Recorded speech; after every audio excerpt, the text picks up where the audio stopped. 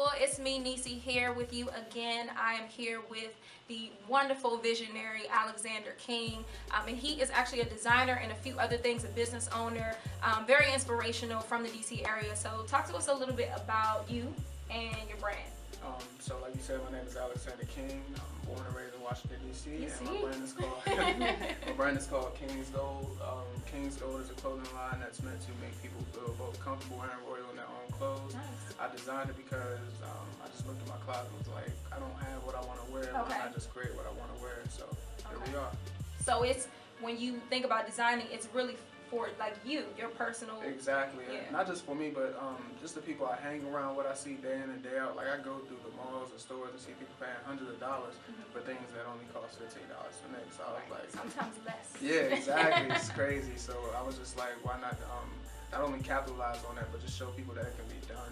So. Okay. So are you just like a team of one? Do you have a design team that you work with? No, I'm currently by myself. Really? So, yeah. It's a lot of work. I know. Tell me about it. Yeah.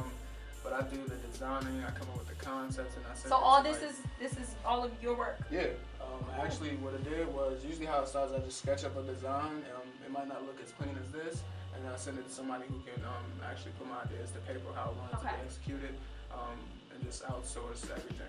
Okay. And bring it back to me and push it out. Cool. Okay. So being as though you're from DC and now you're a designer, and originally, just like you said, it kind of started because you felt like there wasn't anything that was for you, something that was designed specifically for you. So how have you seen like the growth in the fashion industry lately in the DC area? It's been a major shift as far as like the youth movement, I want to say. A lot of people that are designing like have brands such as Durable, Premium Co. They're all like 25, 27. You don't really see anybody in the 40 region. And I think that's very inspirational to me. We're moving less out of what used to be back in the day, like Saviato and whatnot. I used to have the colorful letters going across everything. You don't really see that nowadays. What you see is like more so very fashionable things like pants, distressed t-shirts, scoop tees, things of that nature. And I like that. But at the same time, I also want to infuse DC culture back into it. Right. Because people come here and they'll be like, oh, you're just jocking in New York, you're just jocking in LA. It's like, no, like we've been doing this for a minute. Right. So, yeah. Influencers. Exactly. Yeah. So how do you contribute to that growth? I contribute to that growth by just being me, staying quiet and working, and just really studying what I can study when the time is right, putting out the product that I want to put out. As far as what I did thus far with this t-shirt, which is the No Culture Roaches t-shirt, I wanted to make kind of a political statement. So I did that by doing a wolf, which is King's Gold mascot, along with the vulture, and that just speaks to a lot of cultures using the African American culture and just feeding off us but killing us all, things of that nature. Oh, we know what you're talking about. So it's crazy. It's crazy. As far as the royalty is golden 2, back in summer 2014 we released the royalty is golden 1 t-shirt. So I just revisited that concept and instead did it up in black, and I added a lot of gold crowns, gold chains, etc., just to show people what we're about. Once again with the 2 mascots, which are the wolves. So. Okay. So I get it, just like you were saying, like it's, you know, it makes you feel a certain way. Like this taps into your personality, but it's so many people that are just like you. You know what I mean? Yeah. So that's cool. And you are a part of the DC Fashion Foundation, right? Yes. So how did that process start? Like how did you get involved with them? That's a blessing. A friend of mine actually, she put me on to the whole process and was like, you should apply for this. I feel like it would be a good resource for you.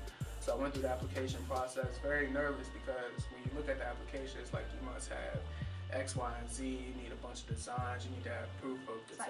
Like oh my goodness. Yeah. So I was super nervous, but I just prayed on it and just went through what I had.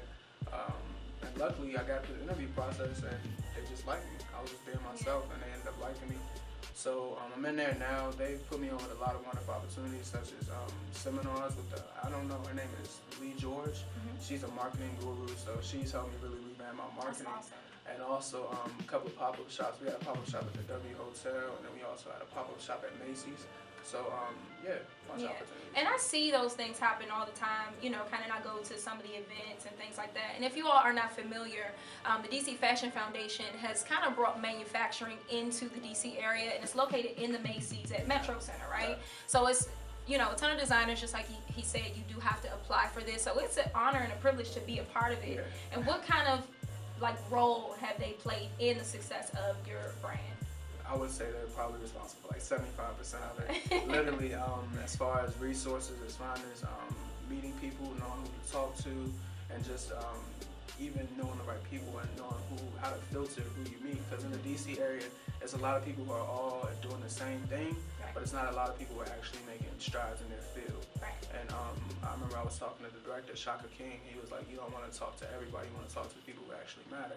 And so it's just really helped me filter how I approach the business aspect of it, and also I approach the design aspect of it. Because starting out, I was only doing graphic t-shirts, but now like I have sketches for dresses, pants, hoodies, etc., etc. So they really expansion. Expansion. That's good.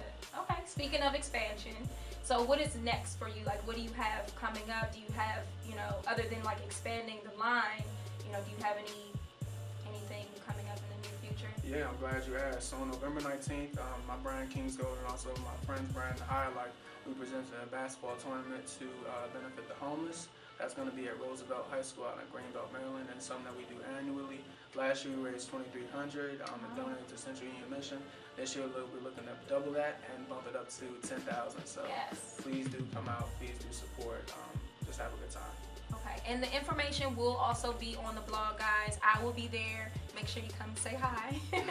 So tell us where we can find you on social media so everyone can connect with you and your brand. Gotcha. You can get at me personally on IG at Wavy Al and on Twitter at Wavy Al LaFleur. As for the brand, King's Gold, at King's Gold on both IG and Twitter. You heard it. Check out the blog. We'll see you soon.